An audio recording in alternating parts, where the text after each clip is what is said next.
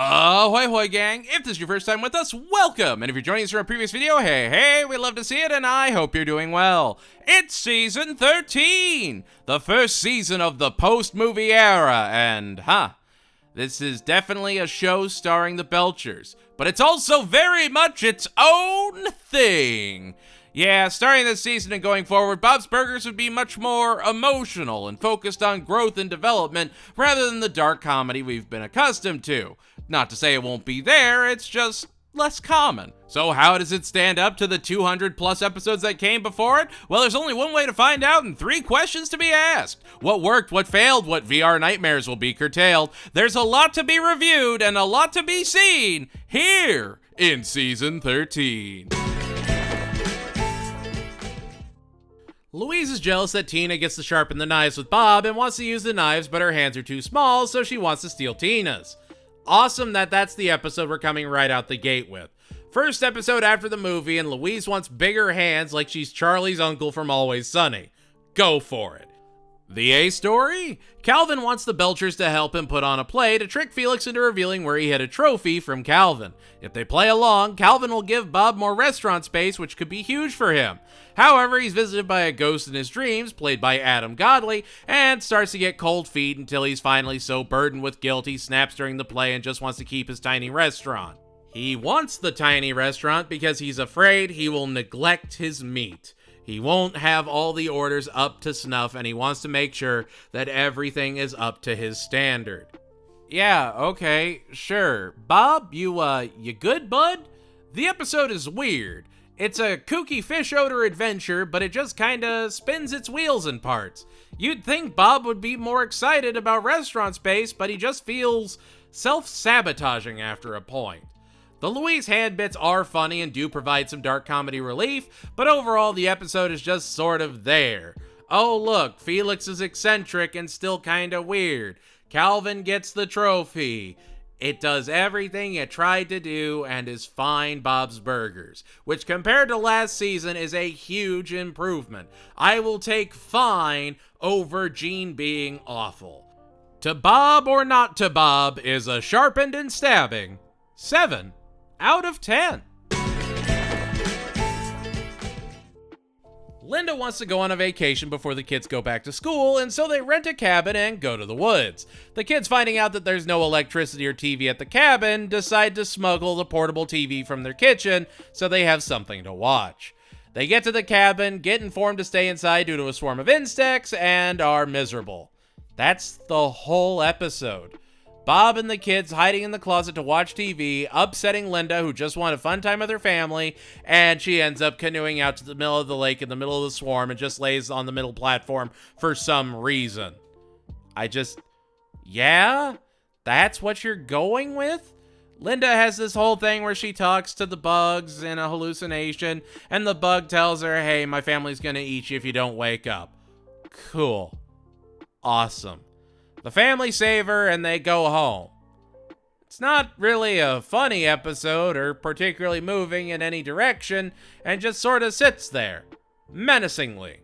I was told season 13 was life-changing, that it was an elevation of what Bob's Burgers is, and I'm just not seeing it 2 episodes in. The episodes are fine, but this feels like a season 10 or 11 episode, an afterthought episode that exists to pad things out. The kids never even seemed that interested in TV before, and they've been camping before and been unfazed by the lack of technology. So I'm just confused by the motivations here where they can't go a day without it. Have there be something they absolutely want to watch on TV. Have it be a Boys for Now music video they absolutely can't miss, and they're looking for reasons to run away.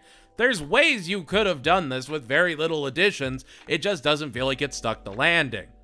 The Reeky Lake Show is a swarming 6 out of 10. 3 episodes in and we get our anthology episode? Oh great, the hits just keep hitting, don't they? Fantastic.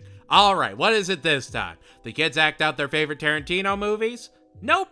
Louise is doing an assignment about future jobs and she has no idea what she wants to do. She starts to spiral and worries that she's just going to be a boring adult when she grows up, and the family tells her stories of prospective jobs she could do and all the amazing things she'll accomplish. It's actually a really sweet way of spinning an anthology episode. That's a really solid framing device. Alright then. The first story is based off John Wick of all things, and I do love that they keep calling Rudy Louise's strictly platonic roommate and friend and totally nothing more. It's just a dumb fun gag. Wait, did I compliment something an anthology did? Do I smell toast? The second story is an Indiana Jones adventure that's perfectly fine, and Gene somehow managed to get a laugh out of me with Sticky Brown, which was jarring to my very mental being. And the third story is Children of Men, but, you know, kid-friendly, which is funny in its own way. Go on, parents, watch Children of Men with your kids. Clive Owen is great. The family comes together and tells Louise a bunch of fantastical stories to give her hope about the future, and she ends the episode with more hope than she did before. Huh. Much like the last anthology episode, there's an emotional core, and yet this one is much more polished and feels like a properly realized anthology. From concept to execution, I actually find myself enjoying the episode, and all things considered, it's the best anthology yet? What? We're 13 seasons in. How did it take 13 seasons to have an actual banger? What About Job is an underemployed and overachieving 8 out of 10. It's time for a Comet show! The family is going to a Comet viewing with everyone in town gathered to check out the spectacle. The kids are taking as much wish paper as possible and writing down every wish under the sun, while Tammy tells Tina she needs to apologize to her until Tina is able to turn it around on her at the end of the episode. You get her, drag her, she deserves it. And Linda looks for kettle corn. All very basic and easy to follow plots, with Gene and Louise just sort of being forgotten about until the end, which does make sense. The bulk of the episode is Bob and Teddy wandering around as Teddy believes he's cursed and just looking for any cosmic excuse to break up with Kathleen so he doesn't ruin this relationship like he did all the rest of his and knows she'd be happier without him. Bob keeps trying to talk Teddy down and even tells him that there's no such thing as fate or signs and to just be himself. Bob, the man that once said Teddy wasn't his friend, is wading out into the cold ocean to bring his buddy back to shore and telling him to not give up hope. Huh. It's a touching friend episode where there's actually a very muted appreciation for nature and the beauty of a group coming together to wish on a comet. Oh look, Bob has a bonding moment with a seal and takes it as a sign. There's actually a really great use of shading and cloud cover this episode. The show is being experimental without being overly experimental, and it's just kind of incredible. I'm amazed how much I actually really kind of loved this episode. It's so simple yet spectacular. I don't know, I find myself appreciating the beauty of the comet too, even if it was just drawn. We all have that moment in our life, and to see it so perfectly represented here is really something incredible. Comet-y of Errors is a wish granted 9 out of 10. Tina and Zeke go to watch Jimmy Jr. dance at a proper dance studio and get critiques from a pro. The teacher, Spencer Blankenship, eviscerates Jimmy's dance style and mocks him for breaking formation and shows that he doesn't have what it takes to be a true dancer. Tina won't hear any of it and keeps trying to blurt out how great Jimmy is and how he's just gonna change the game and that's totally what's gonna happen. Okay. We get the return of Flip's white fudge from Bob Ashley, so that's cool, I guess. The B story has Teddy taking the family out to grab baseballs in the water outside Wonder Wharf during the games, and Bob is upset that he doesn't get nearly as many as Linda does. Fun fact, Tim Heidecker and Eric Wareheim would actually return as the baseball announcers from all the way back in Torpedo. You love, love, love, love, love to see it. I feel weird complimenting the season so much because this episode is kinda not it. The B story is fun and it's great to have a classic Bob freakout, but the Jimmy Jr. story is just boring. There's gotta be a better way you could have structured it. It's just Jimmy dancing, getting critiqued, and still doing things his way. Cool. This is an episode you could have actually given us something in Jimmy Jr. to appreciate and enjoy, but it just keeps pushing the dance angle like he's gonna suddenly get better at it. Have him grapple with his dad, or Andy and Ollie. Have him have a rival in the class, or something. Anything that builds him as a character. Otherwise, you've seen it before, and Malibu's Most Wanted is just better. So You Stink You Can Dance is a spaghetti arm wielding 6 out of 10.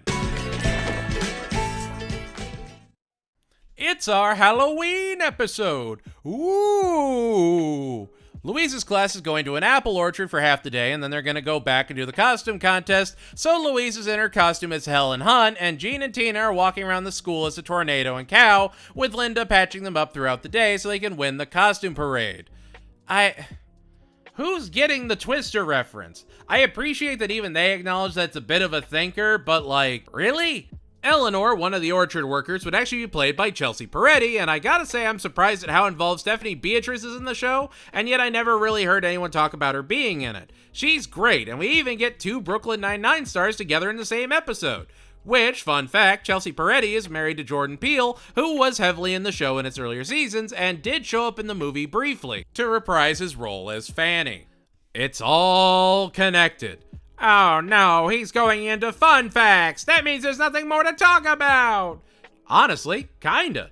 The episode is just Louise thinking there's something up with the orchard and believes they're doing cult sacrifices for good harvest when they find the costumes they use for the later haunted forest attraction for older kids, which to be fair, those costumes scared even me. I was not okay seeing those The Village looking nightmare costumes. They were a lot. Overall though, it's a perfectly solid Halloween episode. It's one that never feels like it's shooting to be the best holiday episode, but still wanted to give you something enjoyable. I really kinda dug it. Apple Gore-chard is a spooky yet brisk 7 out of 10. Not gonna lie, Season 13 is very much a return to peaks and valleys, with this probably being the weakest episode of the entire season. A VR gaming experience opens next door, so Gene goes with Bob and wants to spend all his money experiencing all the digital majesty. The only problem? The games are all knockoffs and they suck. They're just the absolute worst, and Gene and Bob are having a miserable time. Oh, okay, at least they get a voucher for another free day of play, and so they go back and it still sucks. Life is disappointing. What a lesson for an episode. Fun fact, Nick, the VR center manager, would be played by SNL legend and hysterical guy, Kyle Mooney. What's the B story? Tina and Louise use all the menus to make a giant tower in the restaurant. I mean, I kinda love the dichotomy of the episode. On the one hand, Gene learns that not every capitalist endeavor with new technology is gonna be a banger. And on the other, Louise and Tina follow their dream of a massive menu tower as everyone supports their creative endeavor, except for Bob. I like that Bob and Gene are suffering together and he's always there for his buddy, but it just doesn't do anything overall. I don't really need to see them in VR outfits that don't look right, and they're all blocky and weird, and it's just uncomfortable. It's just a bland nothing experience that never really goes anywhere and leads to disappointment and menu-based tragedy. Ready Player Gene is an update missing and glitched 5 out of 10. It's our Thanksgiving episode! The family decides to spend Thanksgiving playing putt-putt to get the most out of their coupon they have since it's the last day.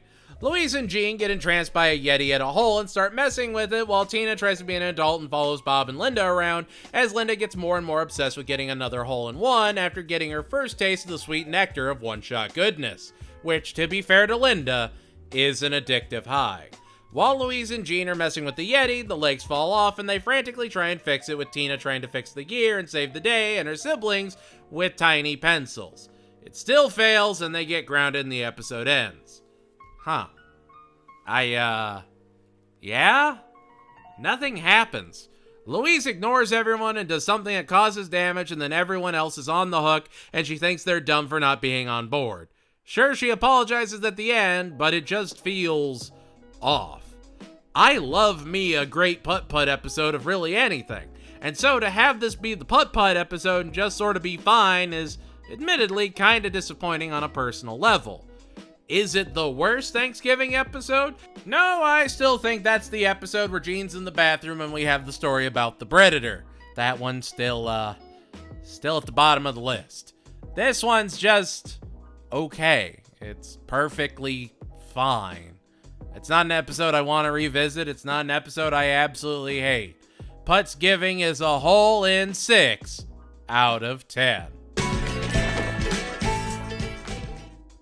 The kids want to go snow tubing or snoobing near the city where Bob's mom is buried, so Bob asks if they can go and visit his mom's grave, with Linda having a crippling fear of cemeteries. So Bob and the kids get out and look while Linda hides away in the car until coaxed out by Teddy to go and find her family. The B story has Teddy getting low blood sugar while fixing things around the Belcher residence, and Linda tells him to help himself to whatever he wants in the fridge, but doesn't tell him to not eat the meatloaf fast enough before he hangs up. So, Teddy eats the meatloaf thinking it was cool, and then gets a text to not eat the meatloaf, and uh-oh, now he has to make a new meatloaf.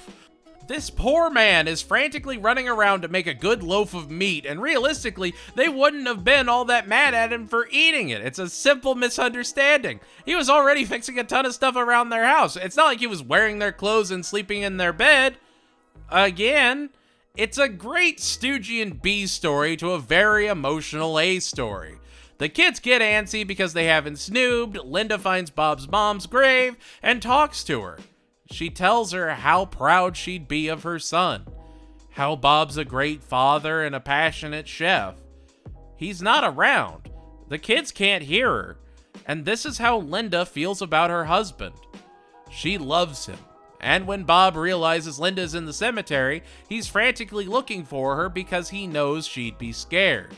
It's a celebration of the family they've built and the happiness Bob has found for himself after losing his mom all those years ago. It can be rough for kids to visit their parents' graves, especially when they passed when they were kids. You don't want to face the concept of death, and you always fear what they might have thought about you or if you did enough with your life. It's a lot that can weigh on your shoulders, and it's important to celebrate the step Bob takes by going to see her. Now, do I wish we actually got to listen to what he said to her? Absolutely. But the episode had a fantastic emotional core interspersed with Teddy being the best as he makes a frantic loaf. It's a wonderful episode and obviously the emotional episode of the season. This is what people were talking about.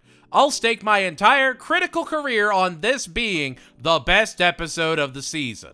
Show Mama from the Grave is a snow-dusted and serene 10 out of 10.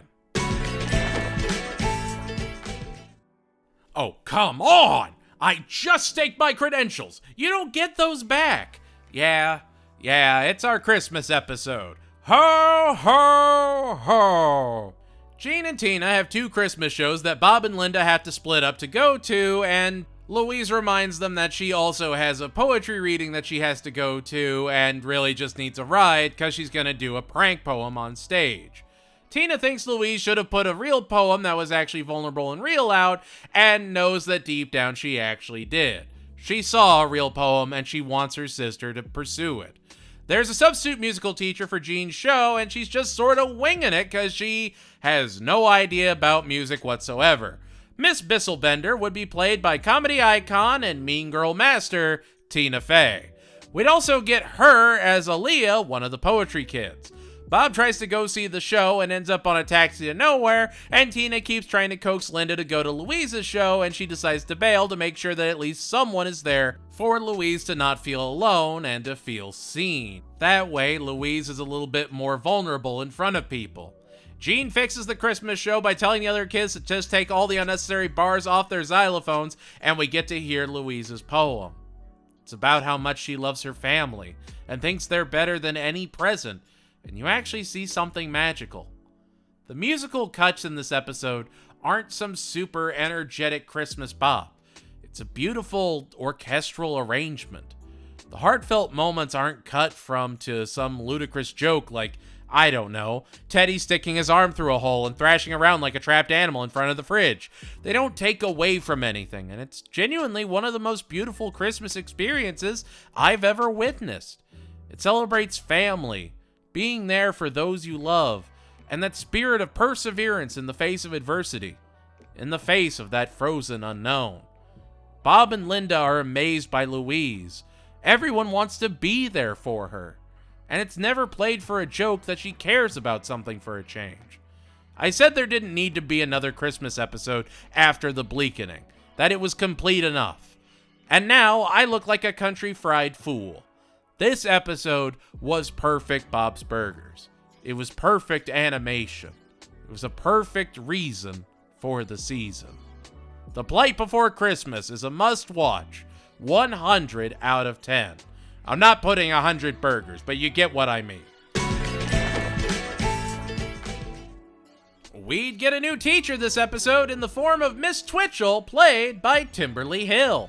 Chelsea, a student in Tina's class, thinks she cheated on a test and is going to report her to Frond, even though Tina caught her cheating, so she starts to panic that the mighty hammer of accountability Billy is going to come down on her.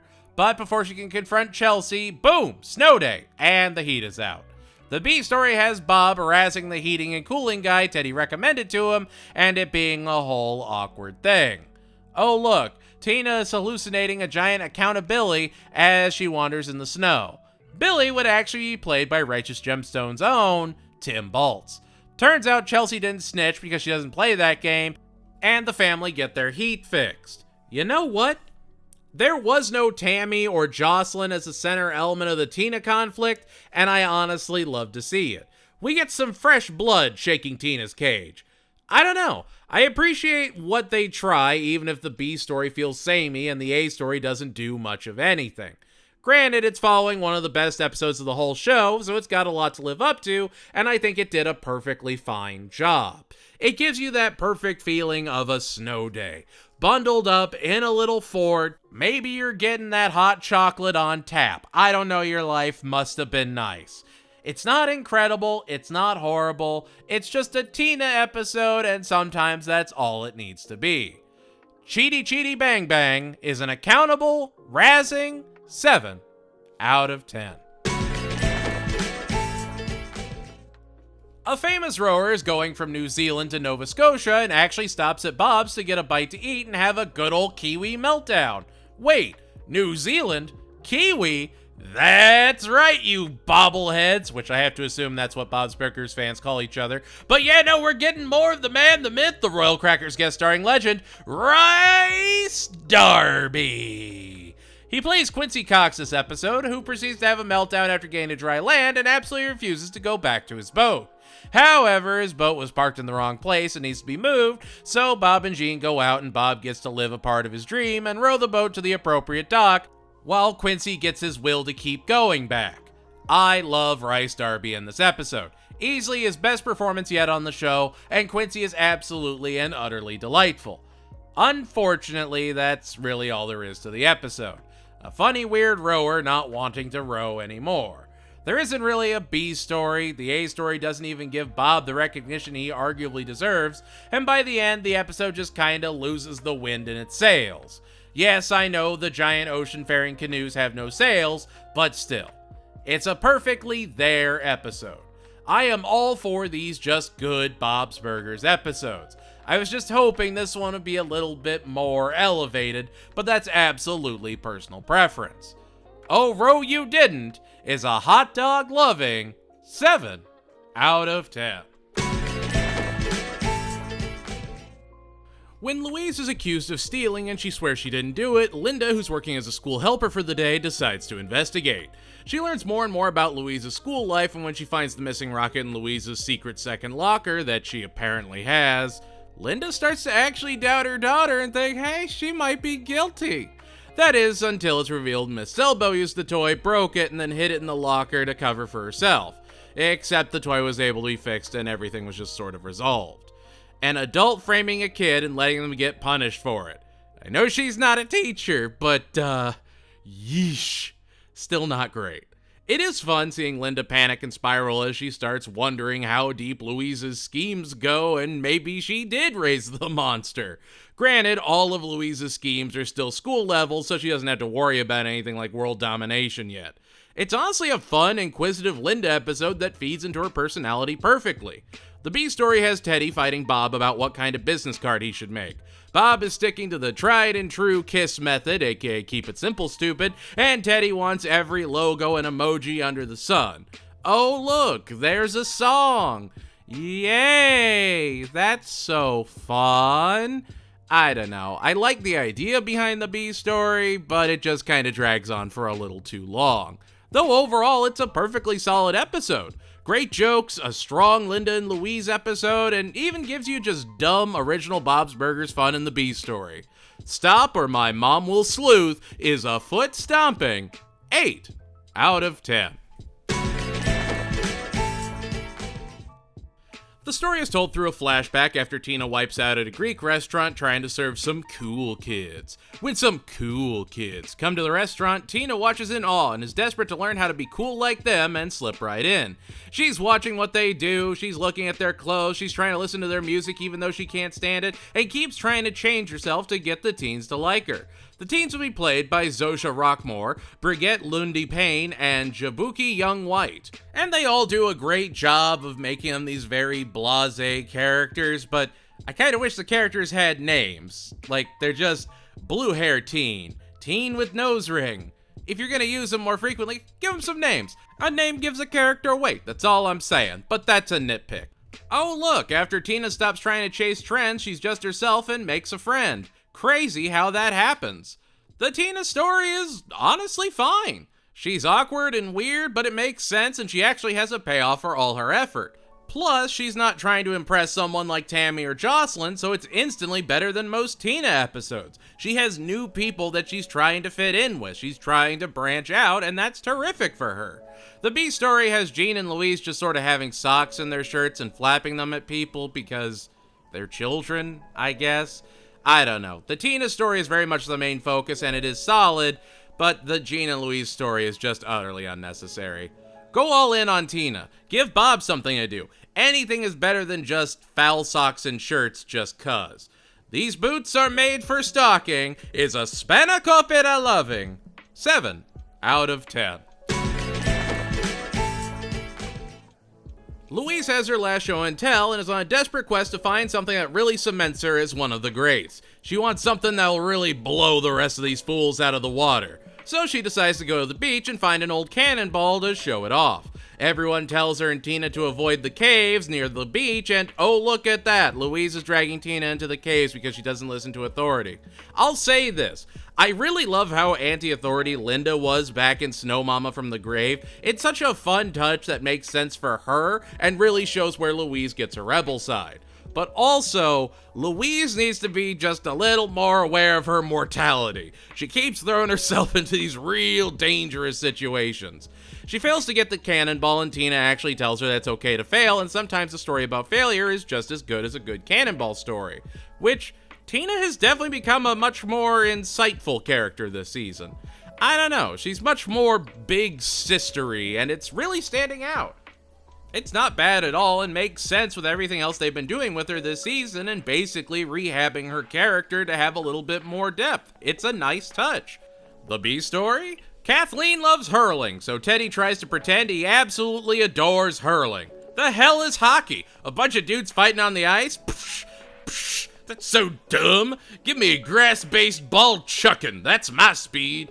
He has Bob turn his restaurant into a prime hurling hangout, and yeah, he overcompensates and tries to be way too much, and it's sweet he really does care about Kathleen as much as he does that he's willing to change everything about himself for her. I don't know. It wasn't super funny, but the episode was really well structured.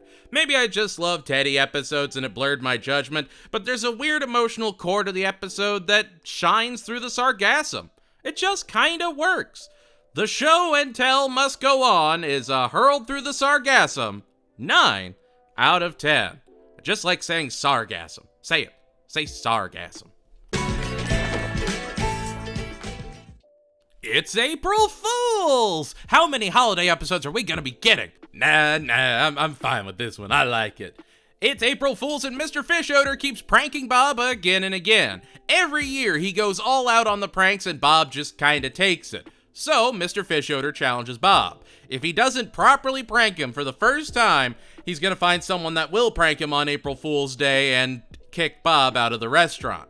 So Bob has to come up with the ultimate prank to finally get him back. He's gonna turn Mr. Fish Odor's horn on his cart into a fart horn. Oh, hee-haw, that'll show him. He fails, so Bob tries again and finally gets to prank Calvin by pretending to jump out of the treehouse onto some scaffolding. Like, it's a simple idea, but it reminds me so much of The Game starring Michael Douglas, and I really kinda love it.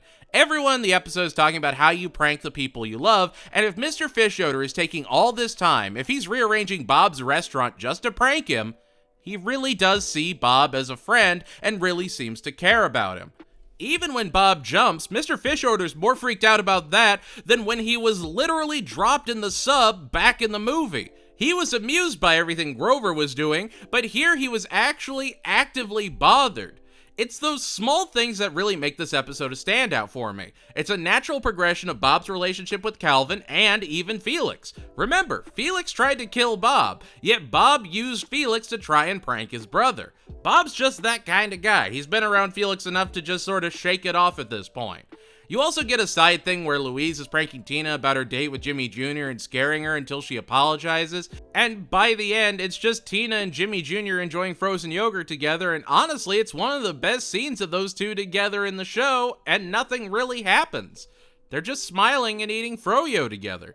There's no sky pies or weird dancing or Zeke tackling Jimmy out of his chair. It's just a quiet, simple scene with these two, and that's sort of fantastic in its own way.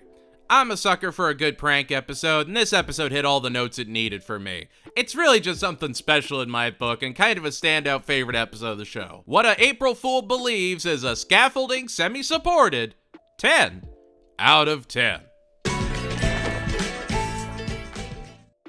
This is actually a reverse nutcase right here. The A story? Tina thinks she's a failed Thunder Girl because she doesn't have enough badges to move up, and she's been wasting her time. So, Bob and Tina go to the park to get her birdwatching badge. They even run into the park ranger we've seen before who adores the birds and gives them a lot of helpful tips. I'm not gonna lie, I really love the park ranger this episode. Dave Herman, I don't know, just feels so pumped up, and he's saying every line with his whole chest out. He is selling that the ranger is just that passionate about bird watching, and it's really great. It makes this A story sing. Now, I'm not about to say I'm going to give you a glimpse into my dark and twisted mind, here's hamburger helper but evil, but I adore the scene where Tina, in an attempt to get more birds in one go, spreads out bird food to attract them, disobeying the park ranger, and then the birds do come and they get them, and then they just start getting absolutely eviscerated by birds of prey right in front of Tina, and she's traumatized. Now, it's not the violent event, it's the shock and spectacle that gets the laugh. It's the, oh my god, I can't believe they'd actually do that. I laughed almost as hard as that time Teddy got his hand caught and thrashed around like a trapped animal next to the fridge. They have to sneak past the ranger who's justifiably super pissed. And like, that's a tried and true good dark comedy Bob's Burgers story. That's what I watched the show for. That was terrific. The B story is Louise and Jean doing dares and trying to make sure Linda doesn't find out because they don't want her to play. It's just super awkward and I keep wanting to get back to the birds. A really terrific A story and a super forgettable B story just combined into a perfectly solid episode. I love that we still get good awkward Tina and Bob episodes, and it's nice to see the two just sort of doing their own thing from time to time. Crow's Encounters of the Bird Kind is a bird feed spreading 8 out of 10. The family gets a $100 gift card and they decide to split it 5 ways so everyone has $20 to spend. While Gene is trying out the drums, he runs into an old friend that he couldn't stand and they begin to awkwardly reconnect. Linda sees a sewing machine that's $100 that she really wants and decides to go around and try and coax the family to give her their share of the money so she can buy the sewing machine. The sewing machine in her fantasies would actually be voiced by runway legend Tim Gunn. It's Linda running around asking the family to do something nice for her, and she wants to make Halloween costumes out of the sewing machine. Awesome? I don't know. It's something. It's not a particularly funny episode, and it really just boils down to the family goes to Walmart and ends up getting a sewing machine. Which I get that's the appeal of the show, to have it be more down-to-earth stories, but you can make it a little weird, you know? Give us some more oomph or pizzazz. Give us the pepper.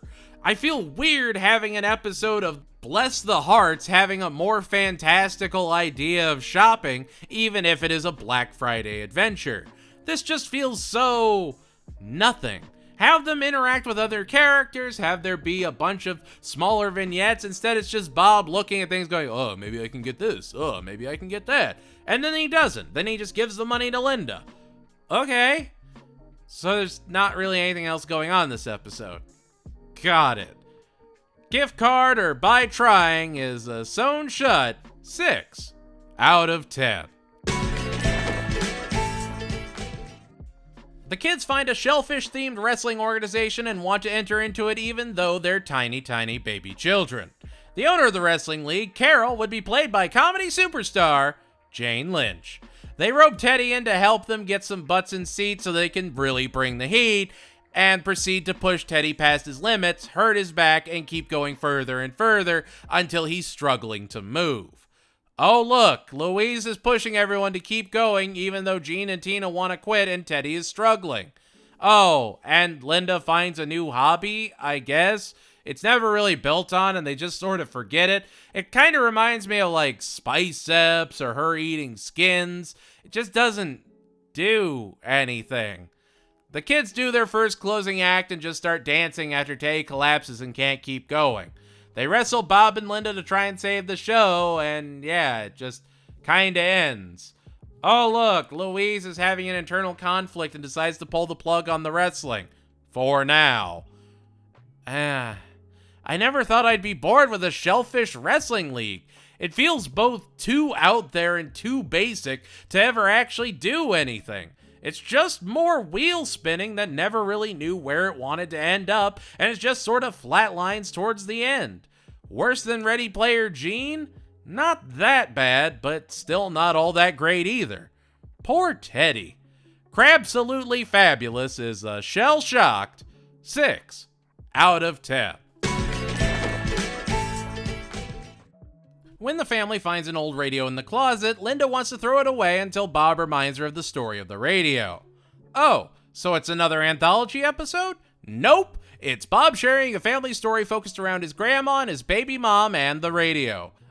Bob's grandma Alice would be played by Kristen Milioti in the flashbacks, and her mom, Bob's great-grandmother Gertie, would be played by Linda Lavin, who was actually back to the show after she played Helen all the way back in Season 3's It Snakes a Village. The episode is just the story of how Alice picked up German communications in the 40s while trying to get Bob's mom to sleep playing static on the radio. She started to suspect everyone in the neighborhood, and her mom thought she was crazy till she was able to figure out it was one of the tenants who was actually a German spy, and they were able to shut down the entire spy ring because of the information Alice gave to the police. Yeah, not really a funny episode or even an episode about the family. It's just Bob telling his family about a radio and showing the importance of heirlooms. It's not what you'd ever expect from Bob's Burgers, but every time they branch out like this, I don't know. I guess I appreciate them more and more. They're doing more and more creative things, even if it's just a very quick story that you're in and out of. They're at least trying something new, and the fact they were able to get any amount of suspense into an episode of Bob's Burgers is honestly super impressive. And it wasn't used for a Halloween episode or anything, it was just going for a more gripping story. They're willing to do these weird episodes in Bob's Burgers now, and I kinda love it. Radio No You Didn't is a static-free 9 out of 10. The kids try to help Mr. Frann get his cat out of the tree in front of the school so they can get out of detention free passes that they just made up. Gene is able to take his teacher's laser pointer and use it to get the cat down, and yeah, that's really all of the B's story.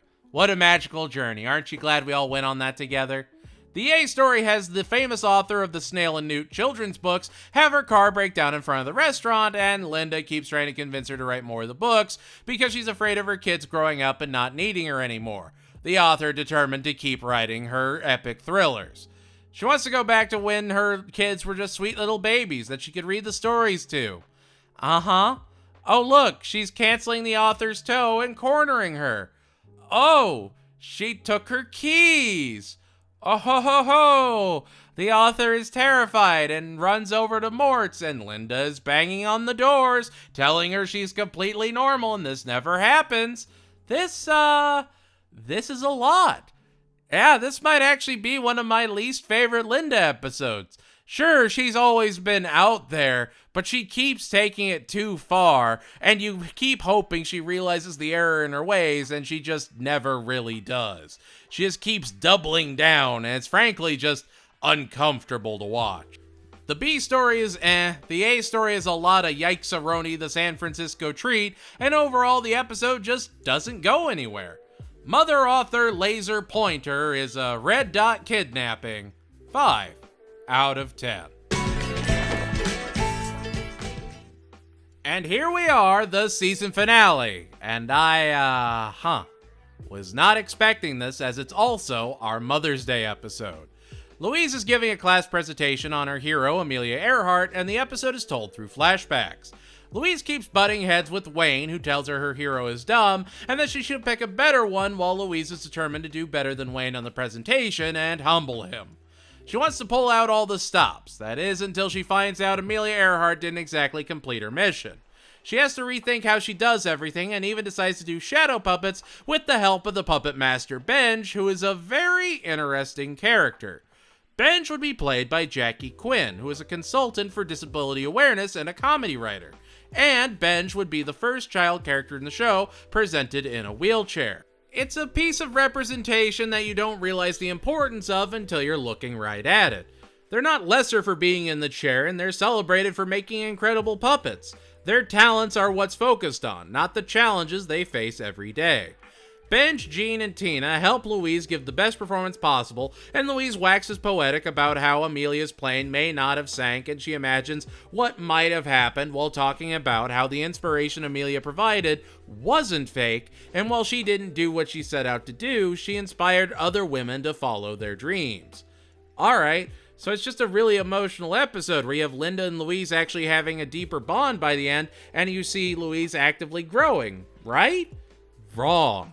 Every good A story needs a solid B story, and Bob has the perfect Mother's Day gift for Linda.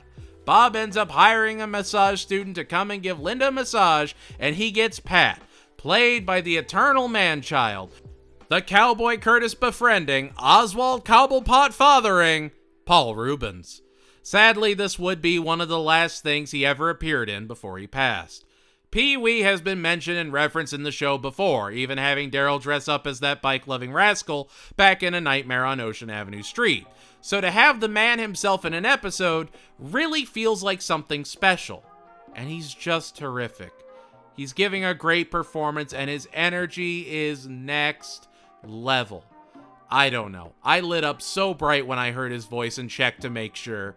This episode is amazing, and it gives us more of Louise experiencing real emotions and growth while giving us the all-too-real B stories we know and love. It's not some two-parter. The city isn't in danger. No one has to climb out of a sports store to save themselves. It's just a school report and a back massage. And it's one of the best episodes of the show, just so long as you don't tell Louise to Google coconut crabs. Amelia is a high-flying, word of the day celebrating 10 out of 10. And there we have it, that's season 13! Anything you think I was right on? Wrong on? What was your favorite episode? Least favorite? Let me know in the comments below. And if you liked what you saw, make sure to like, subscribe, and tell your friends we're out here. Season 13 was, for better or worse, refreshing. Some episodes still had that dark comedy charm, others were experimental and tried new and daring things that Bob's Burgers had never done before.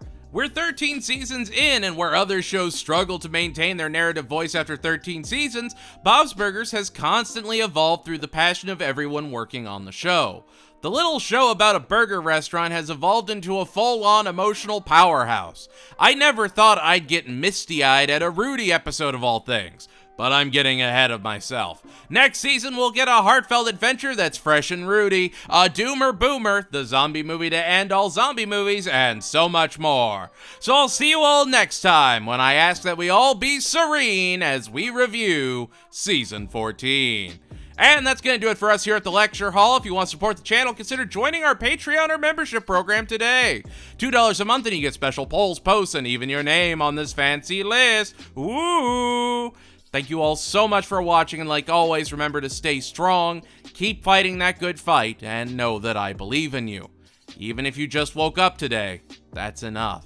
A rising tide lifts all ships, and I can feel one hell of a wave a-coming. Goodbye, everybody, and I'll see you all next time.